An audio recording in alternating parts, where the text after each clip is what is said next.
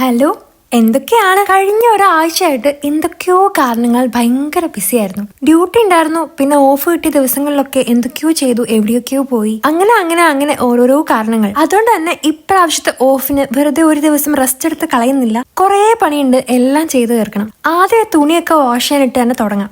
പിന്നെ ഇനി വീട് മൊത്തം ഒന്ന് വാക്യൂം ചെയ്തെടുക്കാനുണ്ട്. അതിനു മുന്നേ എന്റെ ഈ ചെടികളെയൊക്കെ ഒന്ന് മാറ്റി വെക്കണം. കാരണം കഴിഞ്ഞ പ്രാവശ്യം വാക്യൂം ചെയ്തു പോയപ്പോ അറിയാതെ ഇലയൊന്ന് ഇട്ടിപ്പോയതാണ് ഈ അവസ്ഥ.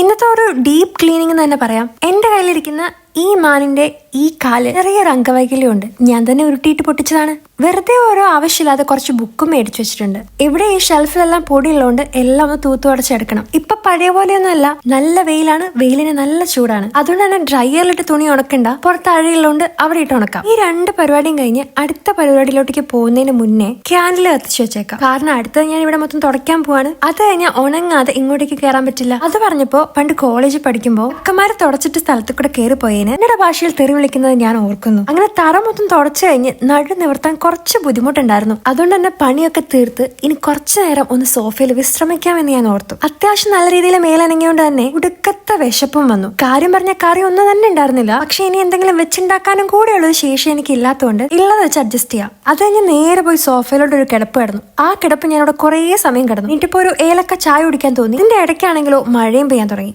തുണി മൊത്തത്തിൽ അങ്ങോട്ട് ഉണങ്ങിയിട്ടില്ലെങ്കിലും ബാക്കി നാളെ ഇടാന്ന് ഓർത്ത് ഞാൻ വൈകി എല്ലാം പെറുക്കിയെടുത്തു. അങ്ങനെ നല്ല കടുപ്പത്തില് ഏലക്കൊക്കെ ഇട്ട് ചായ ഉണ്ടാക്കി. ഒരു ചേഞ്ചിന് ഞാൻ കപ്പും മാറ്റി. കഴിക്കാനാണെങ്കിൽ പിന്നെ സമൂസയും പഴംപൊരിയും ഉണ്ട്. ഞാൻ ഉണ്ടാക്കുന്ന ചായനെ പറ്റി ഞാൻ തന്നെ എപ്പോഴും പൊക്കി പറയുന്നത് ശരിയല്ലാത്തതുകൊണ്ട് ഞാൻ ഇപ്രാവശ്യം ഒന്നും പറയുന്നില്ല. പഴംപൊരിയെ പറ്റി പിന്നെ ഞാൻ എന്തെങ്കിലും പറഞ്ഞു തരേണ്ട ആവശ്യമുണ്ടോ? ഓൾമോസ്റ്റ് എല്ലാ മലയാളികളുടെയും ഒരു വികാരമായിരിക്കും അത്.